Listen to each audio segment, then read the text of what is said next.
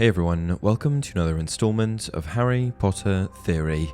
In today's video, we're going to be discussing whether or not students at Hogwarts School of Witchcraft and Wizardry are sorted into their respective houses too early in their education, and 3 pupils that were definitely sorted too young. To start, when young witches and wizards first arrive at the school, they are only 11, and can anyone truly say that their 11-year-old self was an accurate representation of the adult they became? Perhaps for some, but I truly believe that in most cases, the answer would be a resolute no. So let's dive into that a bit further.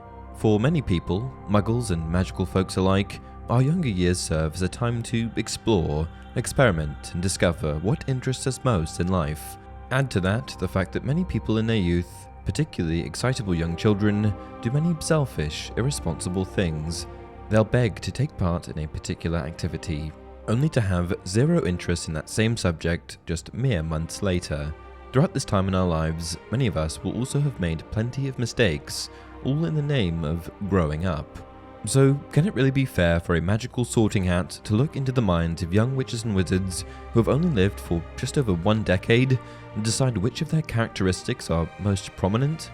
A decision that will then impact who their friends are, how the wizarding world will perceive them, and ultimately, who they will become? I personally think not. And not to give myself too much credit, but even the great Albus Dumbledore asked this very question, saying to Snape in the Deathly Hallows, "You are a braver man by far than Igor Karkaroff. You know, I sometimes think we sort too soon." He walked away, leaving Snape looking stricken. Now, before we unpack Dumbledore's meaning here, let's take a moment to review the main qualities associated with each of the 4 Hogwarts houses: Gryffindor, Slytherin, Ravenclaw, and Hufflepuff. Number 1. Gryffindor. Students who are sorted into this highly desirable house are the brave, courageous sort. They are often determined pupils who are known to stand up for the underdog. Gryffindors quite frequently will act first and ask questions later. Number 2. Slytherin. If you're sorted into Slytherin, you are likely quite clever, ambitious, and resourceful. Although often viewed through a more negative lens, Slytherin House produced both good and bad wizards throughout the years, including the likes of Merlin, and most infamously, Tom Riddle, aka Voldemort. Number 3. Ravenclaw. Ravenclaw has a reputation as the smartest group of students in all of Hogwarts. Witches and wizards who end up being sorted into this house are intelligent, hungry to learn more, and a little bit eccentric. Many magical inventors are known to have come up through Ravenclaw. Number 4. Hufflepuff.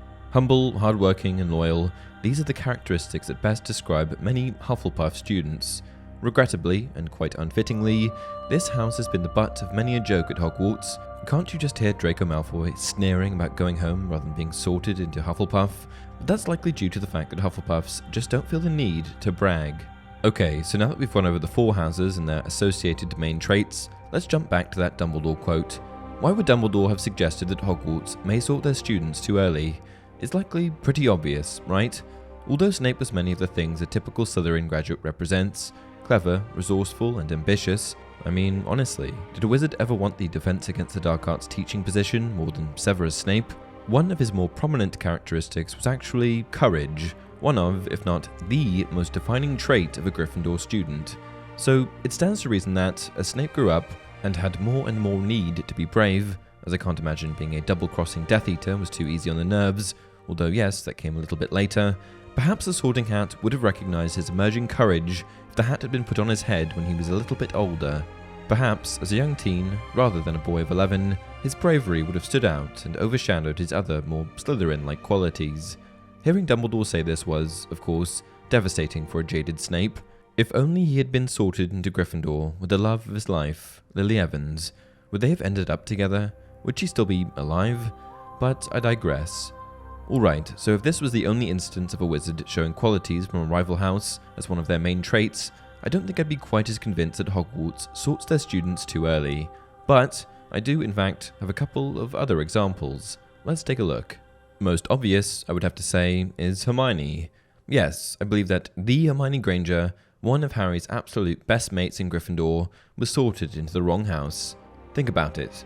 How is it possible that the brightest student in their entire year was put into Gryffindor rather than Ravenclaw? Quite honestly, she fits the Ravenclaw bill to a T. She's brainy, she's always got her head in a book, and let's face it, she's more than a little bit odd. And as long as I'm being honest, I must say that I wouldn't exactly categorize her as one of the most fearless witches that we're introduced to throughout the series. This is not to diminish any acts of valor that Hermione performs or say that she isn't brave in certain circumstances, but I definitely think her Ravenclaw-like traits far outweigh her show of courage, or any of the other Gryffindor qualities. For example, can you honestly recall a time when Hermione didn't want to sit down and sort out a plan according to every last detail? Please. She was Ravenclaw through and through. This may have you thinking, well, maybe the Sorting Hat didn't make the greatest decision on this one. And this may have been the case, as she is portrayed as ever prepared and intelligent beyond compare from the very beginning of the Philosopher's Stone. However, I would argue that it's possible that the Hat saw certain qualities in Hermione that aligned with multiple houses, just as it did with Harry. And so, if she'd been given a couple more years to really come into her own as a bright young witch, it would have been all too clear to the Sorting Hat, quite unquestionable really, which of her characteristics were most prominent, and she undoubtedly would have been placed in Ravenclaw. Alright, so if you didn't like that assessment, get ready to be even more displeased, because, if I'm being honest, I also don't think that Ron should have been placed in Gryffindor, and don't even get me started on his brother, Percy. To be frank, it seems to me that Ron was put into this house simply because that's where all of the Weasleys ended up, and he, of course, couldn't stand the thought of not being in Gryffindor, which I'm sure the Sorting Hat took into consideration. Once again, as it did for Harry when he begged for it not to sort him into Slytherin. For the majority of the Weasleys, that is Bill, Charlie, George, Fred and Ginny, I don't disagree with their placement in Gryffindor, but for much of the series, Ron was a massive coward, wasn't he? He had a terrible fear of spiders and was even a little squeamish when it came to playing Quidditch for the Gryffindor team. You may be thinking to yourself, yes, but then he worked really hard to train up on his skills and ended up helping Gryffindor win the Quidditch tournament in year 6. Okay, yes, but hard work is, as you may recall, actually one of Hufflepuff's main qualities, along with loyalty and modesty, two more traits that I think more accurately describe Ron than any of the Gryffindor qualities. These traditionally Hufflepuff traits of Ron's seem to become clearer and clearer the older Ron gets. Okay, not the arachnophobia, that one's there from the beginning. But when he first comes to Hogwarts, I would argue that he's not all that sure of what's most important to him, other than the fact that he simply must be in Gryffindor because all of his family has been.